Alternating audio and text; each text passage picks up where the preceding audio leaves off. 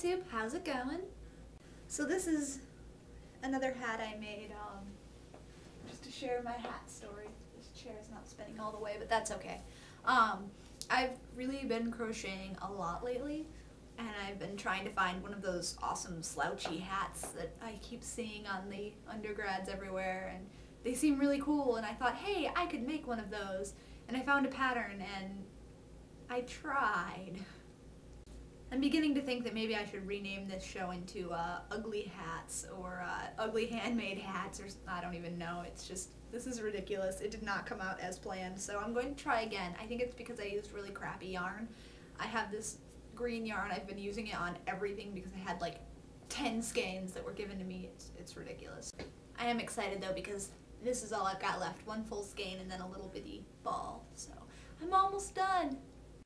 Anyway, I suppose I should stop going on about my hats and my crocheting.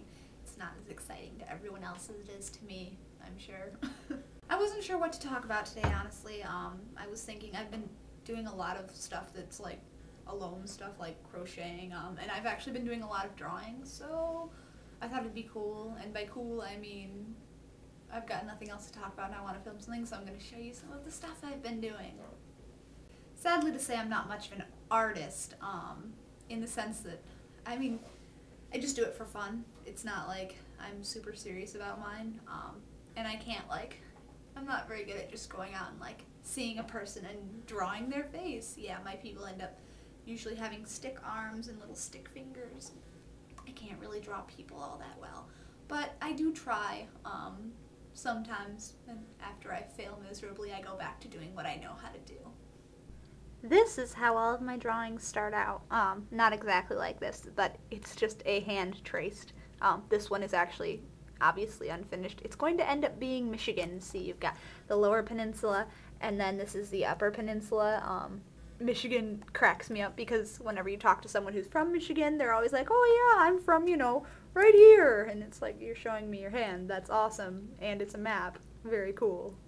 When I'm done, though, they end up looking kind of like this, except obviously this one is in a different spot, but I don't know how well the details are going to show up, but it's kind of intricate. It takes me a long time to do one, but this is my version of, this is the only kind of art I can really do. I guess I'll go ahead and flash through a bunch of them. Usually these are actually a lot of my different friends' hands. They're usually kind enough to, all it is tracing their hands, but in different positions. And actually you can kind of see the other one coming through the paper, because this is not very thick paper, I guess. Thumbs up, heck yes!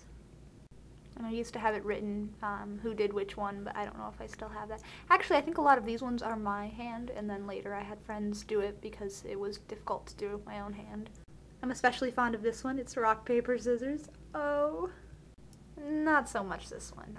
That's actually it's actually kind of accurate because of the way the pinky came out in the forefinger, but it looks really funny and spaced funny, and it makes me a little sad.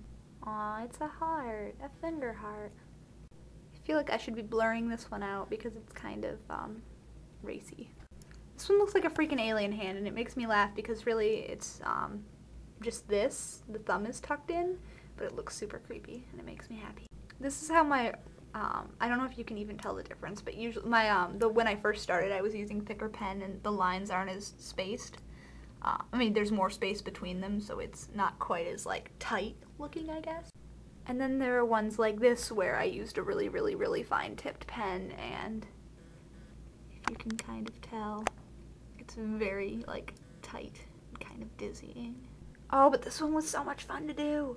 The only problem is I was drinking tea, I think, and some spilled, so it's kind of not as cool as it could have been, but oh well.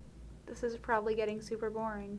Sometimes I try to have fun with it, but as you can tell, it kind of looks patchwork and blah, so I didn't do this again.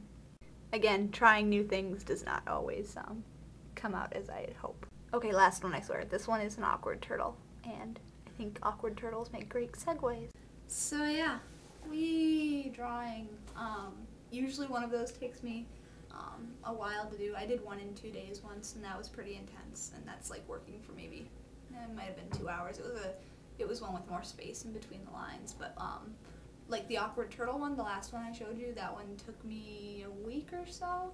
And I mean, it's not like I'm working on it all of my waking moments. Whenever my hand uncramps, I'll do it. But it's just kind of a fun way to de-stress. You know, it doesn't take much thought, but what thought I do focus on it lets me not focus on the stress of life. So it's always good times. My name is Keps, and I approve this message.